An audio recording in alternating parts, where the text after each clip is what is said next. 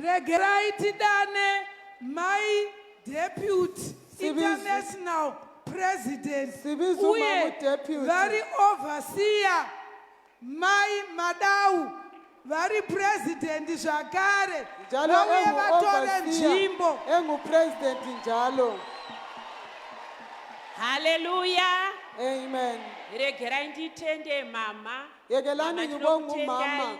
Nemukana wamandipa. Mama ngiyabonga ngethuba onike lona. Dai muchizi wathi munhu ari kufara ndini manje. Ngabe lisazi ukuthi yimi engithokozayo. Kufara zvisingatomboite. Ngiyathokoza kakhulu. Ndauya kuchechi kwedu. Ngawe kusechechi wethu. Kunonzi kwedu. Lapha kuthiwa kukithi. We are one family. Family inye. Moyo wangu uri kurumbidza Mwari. Umoya wami yadumisa Moyo wangu Nkosi. unotenda Mwari. Umoya wami yabonga Mwari Nkosi. worugare ngaakuitei zvakanaka. uNkulunkulu wamusalenzele kahle. Ndikufara ndichikuonai. Ngiyathokoza ngilibona. Ndanga ndakateerera secretary wedu achitaura. Bengilalela usecretary ekhuluma. Pachauya international conference. International tiri conference. wani takabatana tichirumbidza Siyabe Mwari. Tiri pamwe chete. Sikhawonye. Inini ndiri mwana wa baba na maiti yangu. Thina singabantwana bakababa noma mutiyanga.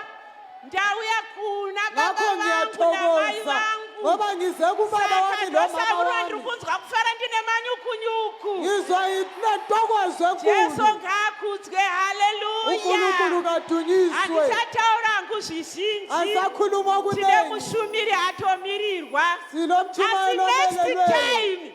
Kodwa Tinenge next tiri time tese. siyabe sisonke. Tichirumbidza Mwari pamwe Sidumisa chete. Nkosi Zita ra sindawonye. Jesu ngarikudzwe. Igama Haleluya. leNkosi lidunyiswe. tinoda kutenda Siyabonga. mwana wangu wandakarera Umntwana wami itokwadu engamgcinayo. ndini mfundisi wavo vari kumhondoro mhondoro for Jesus. Esamondoro. Tinoda kutenda Mwari, Sibonga Inkosi. toda kutenda President Madau nekutendera Sibonga uPresident Madam International ngokuvumela Talent International Talent le team yakhe. ngativautshirire